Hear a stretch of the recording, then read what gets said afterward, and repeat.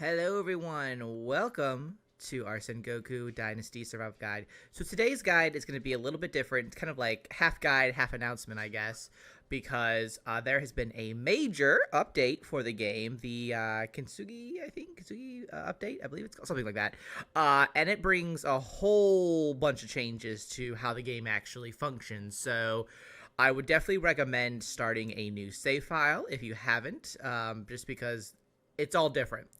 So I did that. I have relocated as well to a different area. So if you've been watching these videos, you might notice some changes. I found this nice little spot here, which I found very interesting. I thought it'd be kind of interesting to build on. And if you want the location where I'm at, I'm actually right here on this side of this lake here. The starting village is right up here. So that's about where I am. But yeah, so let's get into these changes. I thought I'd kind of highlight some of the main ones that will really have an effect on the game, because there are a number of big changes. The first is kind of like they've revamped how you unlock recipes in the game. Previously, you would have to complete certain quests, and that would unlock certain blueprints. Now there's like a bunch of different ways where you can unlock recipes. There's like when you pick up like a new item, like a I don't know, like a rock or something, or just not necessarily that unlocks something, but like if you make a new item or you pick up an item, that has the chance of unlocking some recipes. There is a like when you build new structures, that can unlock new recipes. You can also purchase recipes, which I haven't seen myself yet, so I'm not too sure where that is just yet. I don't know if like that's also I guess you can see right here there's a purchase here. Some of these are purchasable basically. Looks like maybe more of the decorative items. So you can purchase them directly in like the little building radial menu. You can also, I guess, buy some from traders. I haven't seen that yet. I haven't really talked to too many traders yet. But apparently they have recipes that you can buy from them. There are some quests, obviously, that will also unlock a recipe. Like if you follow the main quest in particular, like that unlocks a lot of the initial building recipes that you'll need, like wood cutting and hunting and all that. So that's kind of how that works. So besides that, the dynasty advancement is another big thing. Back again previously, when you would do like a quest that would give you dynasty levels directly, now it's more focused on recruiting villagers. So when you recruit villagers, the more villagers you have, the higher your dynasty level becomes. And while quests, like they still are important to do, they give you more dynasty XP instead of dynasty levels, which are two different things. So that's kind of like a difference now. So that it's much more focused on building villages and populating them pretty quickly. But obviously, just keep in mind that the more villagers you have, the higher their demands are, and the more like different demands they have too. So, grow with sustainability in mind, I would say. So that's kind of like a little bit how the dynasty advancement has changed. It's more focused on villagers. Now, when it comes to production, that's another big thing that has changed. So previously, production was all tied to season changes. Like you would get when the new season started, that's when all of your villagers would put all of their produced items like in the various storage buildings. That's done. They're not doing that anymore. Now it is focused on daily production, and what that means is that at a specific time of day, 1800 hours is what they listed it as. All the stuff that your villagers have made will show up in like whatever storage building that you have. Like I have a woodworker going on here now, and they've been producing like logs and stuff for me. But it only shows up though at 1800 hours. Now the other side of that is that villagers also will consume needs at that time. So you got to make sure that you have like enough food. And we'll just go here. I guess we'll go here. I guess that's the best way to go about it. They'll need like for me, if I'm making them really happy, they'll need 216. I only have 74 in here, and so they'll take 216 at 1800 hours every day. So food production is definitely a lot more important. Like you definitely need to make sure that you have hunters or fishermen, or you yourself are doing that, or you have fields going. It's a little bit more involved, I would say. It makes it a little bit more exciting because it makes you busier, right? It gives you stuff to do. So that's kind of like how that has changed. So a little bit more involved. Now, the other few things that they have also added when it comes to production is stacking. If we kind of go back in here, you can kind of see this. Now, back in the day, obviously, previously, you would have all your single logs just in these things. They've added some stacking to some items, so now we can see that we actually get 10 stacks of logs, which is so nice. It just cleans up the inventory a lot more, which I'm a big fan of, so that's very nice. And then how this works is when you drag it out, it does only drag out one, so you yourself can't stack these, and because that's kind of like how their inventory system works. So that's kind of how that works, but obviously you drag back and then they stack again.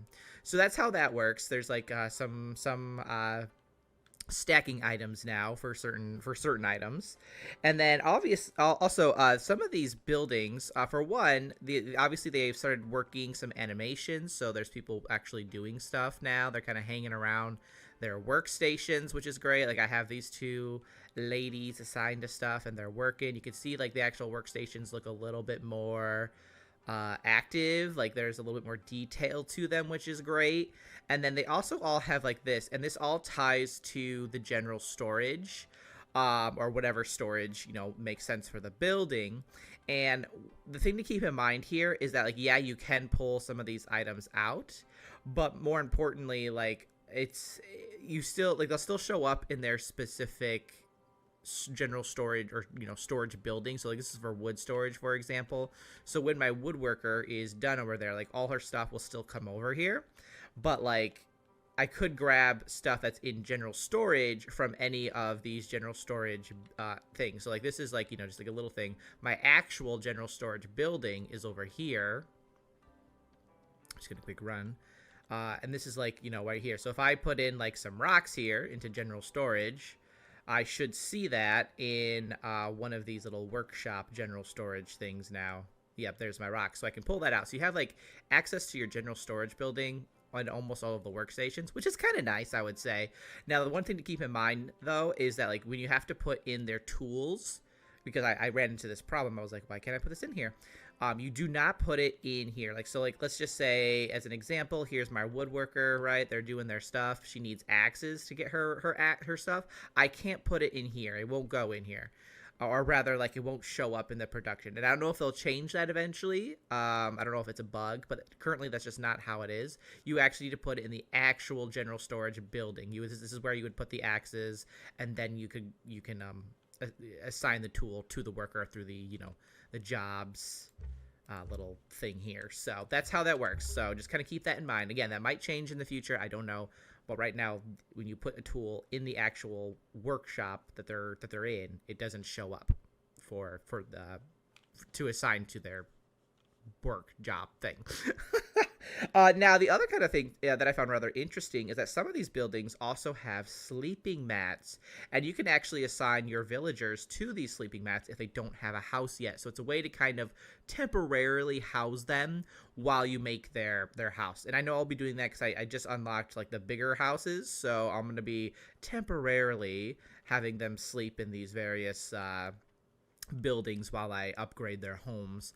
So that does give them like a home. It's not obviously the most ideal home for them, but that is how it is. So that's kind of how that works. And you'll notice too, just like there are different materials now. You can obviously, I think you could do this before, but it always defaulted to planks. Now it defaults to sticks, which is much more sustainable, I would say, at the beginning level. Like getting those planks early in the game is pretty difficult, in my opinion. It was a lot of work. So you're able to build your village a lot more quickly thanks to it focusing primarily on sticks rather than planks. Obviously you'll need logs too, but like that's pretty easy. Oh, we just got that notification. The villagers have finished their production for today. So if we go in here, we can see that we have far more logs, and then I didn't have enough food, so they're probably not the happiest about my food right now. I'm gonna have to like focus on that. But we can see we have 0 meals. They're not the happiest right now. You can see they're going down. And if we go to our population, yeah, we can see they're not the happiest because they didn't get their full needs met for today. But that's okay because we're just gonna we'll fix that. But so that's kind of how that works. Now animals have also been updated. There are 2 new animals, wolves and bears. I haven't encountered any bears yet, but the wolves, they are pretty vicious. They're fast. They bite. Their movements are a little bit more natural. Like it's a little less like like turn move. Like they're a little bit more fluid, I would say. So be careful with the wolves out there. And I'm sure bears are very much probably the same. They would probably destroy you very quickly. So keep an eye out for those guys out there.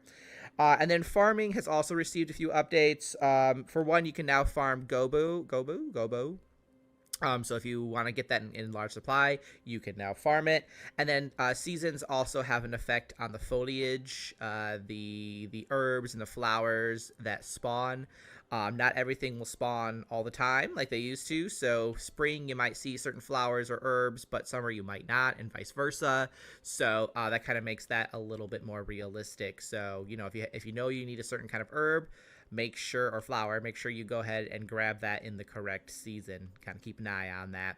But that's kind of it. There's a bunch of changes. I would definitely recommend looking at the patch notes for like the full list. But these are kind of like some of the big ones that I thought are worth kind of mentioning. But let me know what you guys are thinking about this update. I think personally that it's definitely an improvement, like with the whole just like season thing. Like it was a good intention and stuff. It was a nice like try to like change up how it all works. But I think that kind of made the game a little too chill because it's a lot easier to manage. There wasn't really much of a challenge. This is a little bit more challenging, so it makes the game a little bit more exciting to play, I would say. And then the whole like unlocking the recipes. I didn't mind it being tied to quests, but it is nice that you can unlock these in numerous ways and potentially get access to certain buildings that would have taken you maybe a little bit longer to do otherwise. But let me know what you guys are thinking about the updates. And yeah, thanks so much for watching. I'll see you in the next one. Until then, keep surviving and keep thriving.